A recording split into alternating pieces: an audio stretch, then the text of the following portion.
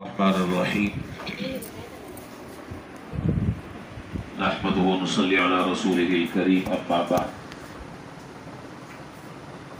وعن أنس رضي الله تعالى عنه قال قال رسول الله صلى الله عليه وسلم لا عدوى ولا طيرة ويعجبني الفال قالوا وما الفال قال كلمة طيبة متفق عليه۔ اس سے پہلے ایک روایت گزری تھی جس روایت میں اس بات کا ذکر تھا کہ سرکار دو عالم نبی کریم صلی اللہ علیہ وسلم نے ارشاد فرمایا کہ جو آدمی کسی کاہن اور نجومی کے پاس گیا فَسَأَلَهُ عَنْ شَيْءٍ اور اس نے اس سے کسی بھی چیز سے متعلق کچھ پوچھا، اور دوسری روایت میں کہ فَصَدَّقَهُ بِمَا يَقُولُ اس نجومی نے اس کو جو باتیں کی کہیں اس کے سامنے اس نے اس کی تصدیق کی کہ جی ایسا ہی ہے۔ تو پہلی روایت میں ہے کہ اللہ تعالیٰ ایسے آدمی کی 40 دن تک کے نمازیں قبول نہیں فرمائیں گے، اور دوسری روایت میں الفاظ یہ ہیں کہ فَقَدْ كَفَرَ بِمَا أُنزِلَ عَلَى مُحَمَّدٍ ایسے آدمی نے در حقیقت ان تمام کی تمام تعلیمات کا انکار کیا جو جناب رسول اللہ صلی اللہ علیہ وسلم پر اللہ تعالیٰ نے اتاری تھی۔ بہت بڑا کبیرہ گناہ ہے یہ روایت، اور اس سے متعلق اس حدیث کی تشریح وہ میں عرض کر چکا ہوں غالباً جمعرات کو۔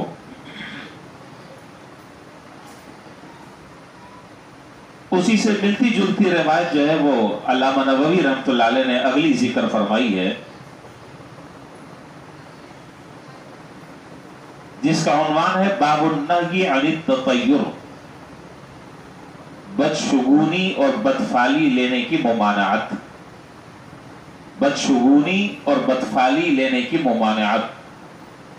اور اس سلسلے میں سب سے پہلے روایت ذکر کی ہے حضرت انس رضی اللہ تعالیٰ عنہ کی، وہ فرماتے ہیں کہ جناب رسول اللہ صلی اللہ علیہ وسلم نے ارشاد فرمایا کہ نہ بیماری ایک سے دوسرے کو لگتی ہے، یعنی چھوت چھاپ جس کو ہمارے اردو میں کہتے ہیں، اس کی کوئی حقیقت نہیں ہے،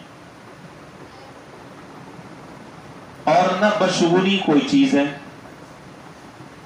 نہ بیماری یہ دوسرے کو لگتی ہے، نہ بدشگونی کوئی چیز ہے۔ البتہ فرمایا کہ فعل مجھے پسند ہے، نیک فعل مجھے پسند ہے۔ صحابہ نے عرض کیا کہ اللہ کے رسول نیک فعل کیا ہے؟ آپ نے فرمایا کہ زبان سے اچھی بات نکالنا۔ اب دراصل اس حدیث کو دراصل سمجھ لیں، یہ حدیث بھی ہے اور اس سے متعلق دیگر حدیثیں بھی ہیں جس میں اور بھی چیزوں کا ذکر ہے، لا عدوى ولا طیرۃ ولا سفر ولا حام، بہت ساری چیزیں گنوائی ہیں۔ زمانہ عرب میں، اہل عرب میں اس وقت یہ لوگوں کا عقیدہ اور لوگوں کا نظریہ یہ تھا کہ بیماریاں طبعی طور پر ایک دوسرے کو لگتی ہیں، ایک آدمی کی بیماری دوسرے کو لگتی ہے، دوسری کی بیماری تیسرے کو لگتی ہے۔ اور سرکار دو عالم نبی کریم صلی اللہ علیہ وسلم نے ان کے اس عقیدے اور تصور کو باطل قرار دیا۔ چنانچہ آج ماہرین طب کہتے ہیں کہ 7 بیماریاں ایسی ہیں، بات سمجھ لیں تاکہ آپ کنفیوز نہ ہو اور کوئی ذہن میں اشکال پیدا نہ ہو۔ ماہرین طب یہ کہتے ہیں کہ 7 بیماریاں ایسی ہیں کہ جو ایک دوسرے کو لگتی ہیں، اور اس میں ہم آج کل جس بیماری سے دو چار ہیں اس کے بارے میں بھی یہی کہا جا رہا ہے کہ بھائی ذرا سا آدمی فاصلے سے کھڑا ہو، منہ سے منہ نہ لگائے، ذرا سا دور کھڑا ہو، ایسا نہ ہو کہ ایک کی بیماری دوسرے کو لگ جائے۔ 7 بیماریاں، اور 7 بیماریوں میں سے 7 بیماریاں وہ مختلف قسم کی ہیں۔ اور یہاں روایت میں حضور صلی اللہ علیہ وسلم یہ فرما رہے ہیں کہ لا عدوى، یہ تعدیہ، مرض کا تعدیہ یعنی ایک کی بیماری دوسرے کو لگنا، اس کی کوئی حقیقت نہیں ہے۔ یہ زمانے جاہلیت کے عقیدے، آپ نے اس عقیدے کو باطل قرار دیا۔ चुनाचे अमली तौर पर भी हुजूर सल्लल्लाहु अलैहि वसल्लम ने इस हकीकत की तरदीद फरमाई। और रिवायत में कि एक कोड़ी था, कोड़ी जिसको कोड़ का मर्ज था, आपने उस कोड़ के मरीज के साथ बैठकर खाना तनावुल फरमाया। और दूसरी रिवायत में कि कोड़ से इस तरीके से बचो जिस तरह शेर से बचा जाता है। अब ये दोनों तरह की रिवायतें जो है वो ऐसी हैं कि एक से कुछ पता चल रहा है, दूसरे से कुछ पता चल रहा है, आदमी जो वो कंफ्यूज हो रहा है कि पता नहीं क्या चक्कर है। अब दरअसल इसकी हकीकत समझ लें। हुजूर अकरम सल्लल्लाहु अलैहि वसल्लम ने ये जो बातें इरशाद फरमाई और उनके उस अरब के बातिल अकीदे की जो तरदीद फरमाई, वो तरदीद की वजह यह है कि वो ये समझा करते थे, ज़माने अरब में अहले अरब ये समझते थे कि एक बीमारी दूसरे को लग जाती है अल्लाह के हुक्म के बगैर। आपने इसकी तरदीद फरमा दी, ऐसा नहीं हो सकता। अल्लाह ताला चाहेंगे तो एक बीमारी दूसरे को लगेगी, अल्लाह चाहेंगे तो दूसरे से तीसरे तक वो बीमारी मुताद्दी होगी, अल्लाह ताला चाहेंगे तीसरे से चौथे में वो मुंतकिल होगी, लेकिन ये अल्लाह की चाहत और मंशा पर मौकूफ है। खुद बीमारी के अंदर इतना, उस बीमारी के अंदर इतनी ताकत और इतनी कुव्वत नहीं है, उस बीमारी के अंदर ऐसी कोई तासीर नहीं है कि अल्लाह के हुक्म के बगैर वो दूसरे को लग जाए और मुअस्सिर हो जाए और असरअंदाज हो जाए। असल बात यहां पर इस हदीस में यही बात बतलानी है। पता नहीं आप बात समझ रहे हैं कि नहीं। यानी अहले अरब का जो अकीदा था वो अकीदा ये था कि एक की बीमारी दूसरे को लगती है, दूसरे से तीसरे को लगती है, तीसरे से चौथे को लगती है, लेकिन अल्लाह के हुक्म के बगैर, अल्लाह के हुक्म के बगैर। और हुजूर सल्लल्लाहु अलैहि वसल्लम क्या कह रहे हैं कि हाँ, एक की बीमारी दूसरे को लगती है, लेकिन कब लगती है? जब अल्लाह ताला का हुक्म होता है। अल्लाह का हुक्म नहीं होगा, लाख कोशिश आप कर लें, एक की बीमारी दूसरे को नहीं लग सकती। चुनांचे जब आपने ये बात इरशाद फरमाई तो एक देहाती आदमी था, उसने कहा कि हजरत मुझे एक बात बताएं,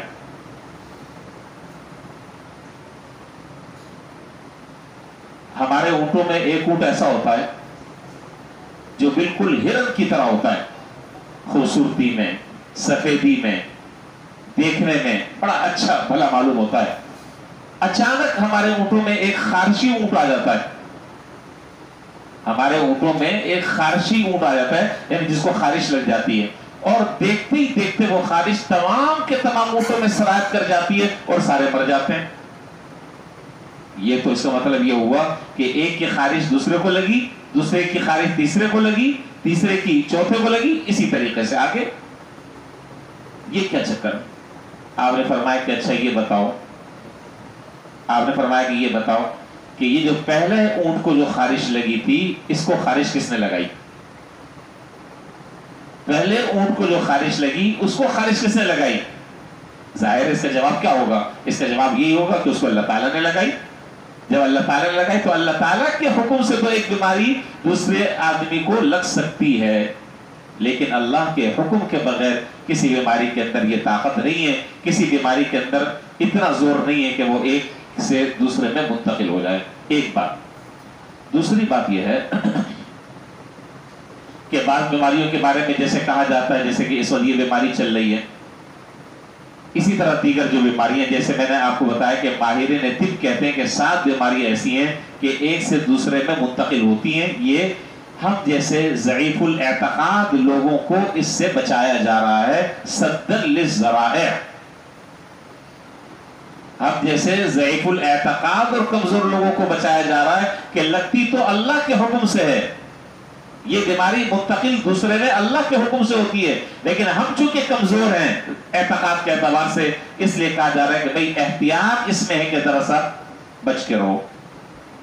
लगती तो अल्लाह के हुक्म से, लेकिन एहतियातन बताया जा रहा है कि भाई बेहतर ये कि एहतियात कर लो, बेहतर ये कि इतना इख्तिलात न हो, लगेगी तो अल्लाह के हुक्म से, नहीं लगेगी तो भी अल्लाह के हुक्म से।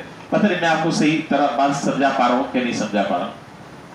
दोनों रिवायतों में जो तजाद है, उस तजाद को जो है वो दूर कर दिया, जिसका हासिल फिर दोबारा मैं अर्ज कर रहा हूं, हासिल अब मैं दोबारा बार बार क्या बात करूं, बात खत्म हो गई। अच्छा, आगे इरशाद फरमाया کہ حضور صلی اللہ علیہ وسلم جو ہے وہ نیک فعل کو پسند کیا کرتے تھے، اچھی فعل کو پسند کرتے تھے. مثلا ایک بیمار آدمی کو آپ اسپتال لے جا رہے تھے. ایک بیمار آدمی کو آپ اسپتال لے جا رہے تھے. جیسے ہی وہ اسپتال کے دروازے پر پہنچا، ایک آدمی نے اس کو کہا کہ یا سالم، یہ عربی زبان کا لفظ ہے، یا سالم، اے تندرست آدمی. اب اس سے یہ نیک پھال لینا حضور صلی اللہ علیہ وسلم کو پسند تھا. اس کا مطلب یہ ہوا کہ انشاءاللہ اللہ تعالیٰ نے چاہا تو یہ آدمی اب جب اسپتال سے واپس آئے گا تو تندرست ہو کر نکل جائے گا. یہ ایک آدمی جو ہے وہ عدالت جا رہا تھا اپنے کیس کے سلسلے میں، دروازے پر کھڑا ہوا تو کسی آدمی نے اس کو کہا کہ یا نجیح، اے کامیاب. اب اس جملے سے آپ نیک فعل لے سکتے ہیں کہ یہ آدمی جو اپنے مقدمے میں عدالت میں گیا ہے انشاءاللہ فیصلہ اسی کے حق میں ہو جائے گا. تو حضور صلی اللہ علیہ وسلم جو ہے وہ نیک فعل لینے کو پسند کیا کرتے تھے، بدشگونی اور بدفعلی کو. اور اس وقت عرب میں بہت سارے الٹی سیدھی چیزیں رائج تھی جو آج ہمارے یہاں بھی کسی نہ کسی طریقے سے چیزیں رائج ہیں. مثال کے طور پر، یہ باتیں مجھے ذکر نہیں کر رہی تھی لیکن بات آ رہی ہے تو میں ذکر کر دیتا ہوں. آدمی گھر سے باہر نکلا، دیکھا کہ چپل ایک الٹی پڑی ہوئی ہے. چپل جو ہے وہ الٹی پڑی ہوئی ہے. اب حالت خراب ہو گئی. ارے بھائی تو چپل الٹی بھی ہوتی ہے، چپل سیدھی بھی جاتی ہے، اس میں کون سا مسئلہ ہے؟ یہ کون سی پریشانی کی بات؟ اب اس سے جو ہے وہ بدفعلی لے رہا ہے کہ ایسا لگ رہا ہے کسی نے کچھ کیا ہے. اب ہمارا تو بس یہ ایک ہی چیز ہے کہ کسی نے کچھ کیا. پتہ نہیں اتنے لوگ فارغ کہاں سے ہو گئے جنہیں کوئی اور کام ہی نہیں ہے سوائے کرنے کرانے کے. یہ گھر سے باہر نکلے، باہر جیسے نکلے دیکھا کہ وہ کوہ جو ہے وہ آوازیں نکال رہا ہے، یہ بلی جو ہے وہ میاؤں میاؤں کر رہی ہے. اب کچھ ہونے والا ہے، اب کچھ ہو رہا ہے. یا گھر میں صبح جب نکلے تو دیکھا کہ وہ گھر میں ایک چیل جا رہی تھی، اس نے کوئی چھچڑا صحن میں پھینک دیا. او ہو، اب تو حالت خراب ہو گئی سب کی. اب کیا ہے؟ اب ادھر بھاگ رہے ہیں ادھر بھاگ رہے ہیں کہ کس نے کچھ کر دیا. یعنی ہم اتنے ضعیف الاعتقاد ہو گئے ہیں، ہمارا عقیدہ اتنا کمزور ہو گیا ہے کہ اللہ کے ذات سے ہونے کا یقین ہمارے دلوں سے ختم ہو گیا ہے. بس کسی نے کچھ کر دیا، کسی نے یہ کر دیا، کسی نے وہ کر دیا، اسی چکر میں ہم جو ہے اپنی زندگی برباد کر رہے ہیں. یہ ہو رہا، سارا کام ہو رہا. یا اسی طریقے سے آپ نے دیکھا ہوگا کسی آدمی نے کوئی نئی گاڑی خریدی. دیکھتے ہیں روزانہ آپ روڈوں پر، میں بھی روڈوں پر ہوتا ہوں، آپ بھی دیکھتے ہیں. تو اس کے سیلنسر پر ایک چھوٹا سا جوتا جو ہے وہ باندھ دیا. ہوتا ہی نہیں ہوتا؟ سیلنسر پر جوتا باندھ دیا، یا سیلنسر پر اس کے کالا کپڑا یا کالی ڈوری باندھی. کیوں بھائی؟ کیا چکر ہے؟ کہتے ہیں کہ جی نظر نہ لگے. اب وہ جوتے کا کیا تعلق ہے اس نظر سے؟ میں اس لوجک کو اور اس فلسفے کو میں آج تک نہیں سمجھ سکا. یہ جوتے کا کیا تعلق؟ یہ چھوٹا بچہ ہے، خوبصورت سا بچہ ہے، ابھی پیدا ہوا ہے، گورا چٹا سا ہے. اب اس کی ماں نے اس کے گال پر ایک کاجل کا، یہ ہے ہمارے یہاں ساری چیزیں رائج ہیں، ایک کاجل کی سلائی وہ لگا دی. کیوں؟ اس لیے کہ نظر نہ لگے. بھائی نظر نہ لگنے کی اللہ کے رسول کی جو اس سلسلے میں تعلیمات ہیں، جو ادعیہ معفورہ ہیں، جو مسنون دعائیں ہیں، ان کا ہم اہتمام کیوں نہیں کرتے؟ ان چیزوں کو ہم کیوں نہیں پڑھتے؟ اللہ نے چاہا انشاءاللہ کچھ بھی نہیں ہوگا اگر ان دعاؤں کو ہم پڑھنے کا اہتمام کر لیں. ہم نے ان دعاؤں کو چھوڑ دیا اور ان طریقوں پر آ گئے جو طریقہ جو ہے وہ جاہلوں میں مشہور ہے. نتیجہ یہ ہے کہ در در کی ٹھوکریں کھا رہے ہیں، سکون اور نہیں مل رہا، پریشانیاں حل نہیں ہو رہی، مسئلے اور الجھتے چلے جا رہے ہیں. اس لیے کہ وہ طریقہ ہم نے چھوڑ دیا جس طریقے کی تعلیم جناب رسول اللہ صلی اللہ علیہ وسلم نے ہمیں عطا فرمائی تھی. اللہ تعالی ہمیں واپس پلٹنے کی توفیق عطا فرمائے، اور حضور صلی اللہ علیہ وسلم نے اس سلسلے میں جو باتیں ارشاد فرمائی ہیں، جو دعائیں ارشاد فرمائی ہیں، جو کلمات طیبات ارشاد فرمائے، اللہ ہمیں اس کا یقین نصیب فرما دے، اور ہر طرح کی بدشگونی اور بدفعلی سے اللہ تعالی ہم سب کی حفاظت فرمائے. وآخر دعوانا الحمدللہ.